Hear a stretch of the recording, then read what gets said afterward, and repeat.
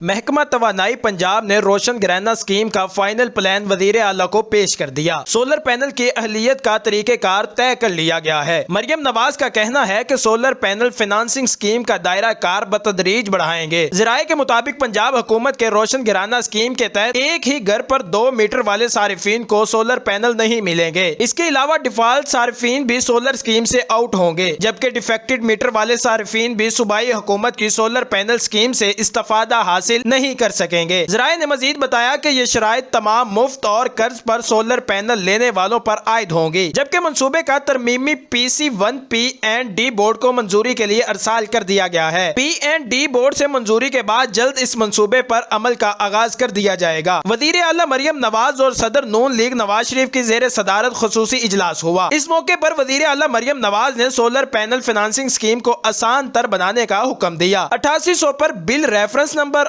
اور شناختی card number بیچ کر اہلیت چیک کی جائے گی۔ قرعہ اندازی کے بعد کامیاب صارفین کو SMS کے ذریعے مطلع کیا جائے گا۔ ضلعی انتظامیہ اور ڈسکوز کامیاب صارف کے کوائف کی تصدیق کریں گے۔ اسکیم کے پینل مارکیٹ میں فروخت سے بچانے کے لیے بار اور QR کوڈ موجود ہوگا۔ پہلے فیز میں 1 لاکھ صارفین کو قرعہ اندازی کے ذریعے سولر پینل دیے جائیں گے۔ 1 سے زائد میٹر خراب یا ٹیمپرڈ میٹر والے صارفین سولر اسکیم کے لیے اہل نہیں ہوں گے۔ بجلی چوری اور ڈیفالٹر بھی سولر اسکیم کے لیے اہل نہیں ہوں گے۔